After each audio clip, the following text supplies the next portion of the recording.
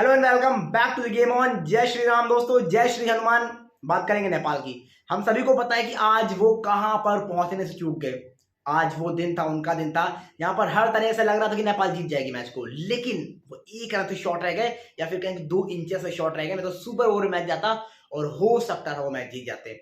लेकिन इन सारी चीजों के बाद जो एक चीज परे है जिस पर किसी का ध्यान नहीं गया कि आखिर नेपाल ये मैच हारा क्यों। तो उन चीजों पर बात करेंगे, आपको बताएंगे कि क्या रीजन रहे जिसकी वजह से नेपाल इस मैच को हार गया।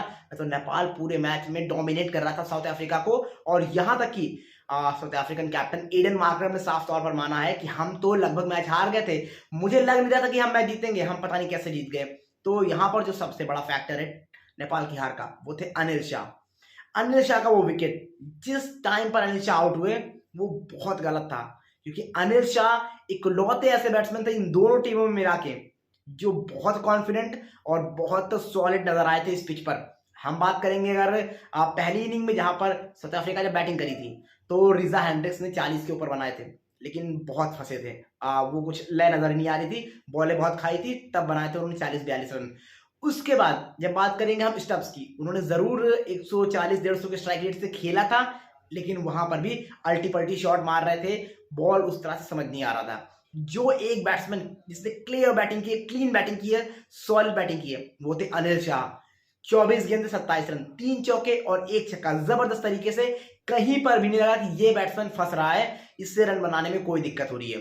100 के ऊपर से के स्ट्राइक रेट से खेल रहे थे। एक समय जब जो रन रेट था 7 के ऊपर पहुंच रहा था रिक्वायर्ड रन रेट, तो वहां पर अनिल शाह ने डोमिनेट किया था। और फिर हम देखेंगे कि रन बॉल से बहुत नीचे स्कोर आ गया था, 42 पे 34। लेकिन वहीं पर अनिल शाह आउट होते हैं, फिर एक के बाद एक विकेट की झड़ी लग जाती है, और वो बहुत बड़ा टर्निंग पॉइंट होता है। इसके बाद दूसरे पॉइंट की तरफ जब हम बढ़ेंगे, तो दूसरा पॉइंट आप कहेंगे 14 से 18 ओवर का फेज, जब अनिल शाह आउट होते हैं उसके बाद भी नेपाल पूरा मैच जीत रहा होता है। लेकिन वहां से जब हर ओवर में एटलीस्ट आपको 5-6 रन निकालने थे, तो किसी ओवर में 3 रन आए, किसी ओवर में 2 रन आए, किसी ओवर में 4 रन आए, इस तरह से 4-5 रन आते हुए और ये लगातार विकेट खोते जा रहे थे। तो ये फेज वो हार गए 4-5 ओवर का, और वहीं से इनका जो डोमिनेंस चल रहा था वो थोड़ा सा पीछे आया, साउथ अफ्रीका गेम में वापस आया। और इसके बाद जो लास्ट चीज मैं कहूंगा वो था सोमपाल कामी का ओवर ना खेलना, लास्ट ओवर मतलब लास्ट ओवर की एक भी बॉल ना खेलना। हम सभी को पता है कि एनरिक नॉर्थिए को किस तरह से शॉट पे छक्का लगाया था उन्होंने, फिर एक डबल भी लिया था। और वहां पर जब आखिरी ओवर आया तो no doubt, without a doubt, Gulshan Jhai best batsman है, अच्छे बैट्समैन है, लेकिन उस टाइम सोमपाल कामी जबरदस्त फॉर्म में थे। उस छक्के लगाने के बाद उनका कॉन्फिडेंस अलग लेवल पर था, तो अगर उनको एटलीस्ट एक बॉल मिल जाती तो वो मैच कहीं का कहीं कर सकते थे। लेकिन फिलहाल वो होता हुआ नजर नहीं आया, और यही बड़ा रीजन रहा कि नेपाल इस मैच में आपको हारती हुई नजर आई। हालांकि हमको पता है कि अभी उतना एक्सपीरियंस नहीं है बड़ी टीमों से खेलने का, और खुद कप्तान रोहित पौडल ने भी यही माना था।